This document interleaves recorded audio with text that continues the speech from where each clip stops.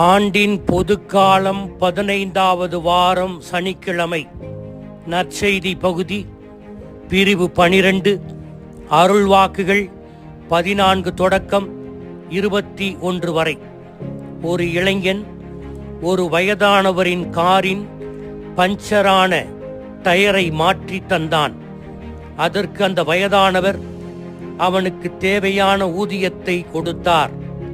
அதை வாங்க மறுத்த இளைஞன், அடுத்தவர்களுக்கு உதவி செய்வதில் எனக்கு பேரானந்தம், உங்களுக்கு உதவ முடிந்ததில் உள்ள மகிழ்ச்சியே எனக்கு தேவையான ஊதியம், அதுவே போதும் என்றான்.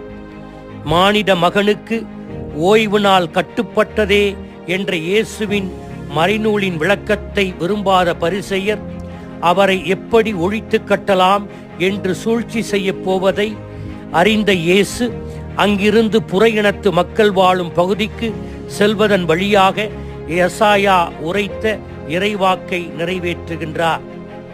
இயேசு தொடர்ந்து நல்லதை செய்து கொண்டே சென்றார். தன் பின்னால் வந்த எல்லோருக்கும் குண நலனை கொடுத்தார்.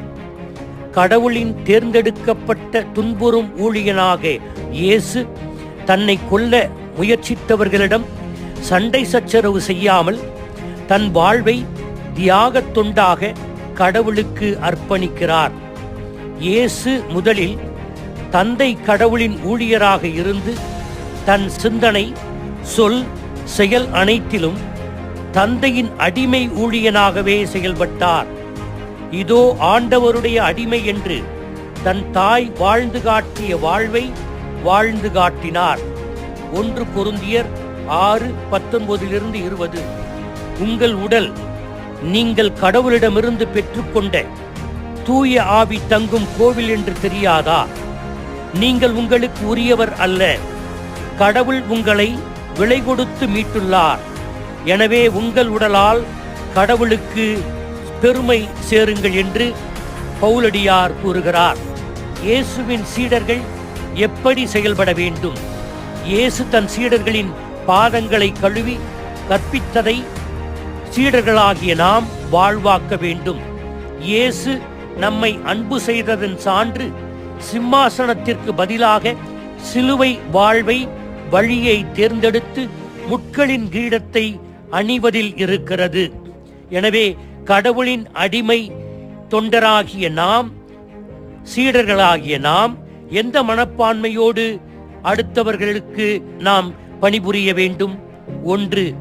மனிதர்கள் முரண்பாடானவர்கள், காரணமின்றி நியாயமின்றி பேசுபவர்கள், சுயநலமானவர்கள். எப்படி இருந்தாலும் இயேசுவின் தொண்டர் அவர்களை நேசிக்க வேண்டும். 2. நீங்கள் நல்லது செய்தால் மக்கள் உங்களை தவறான நோக்கம் கொண்டு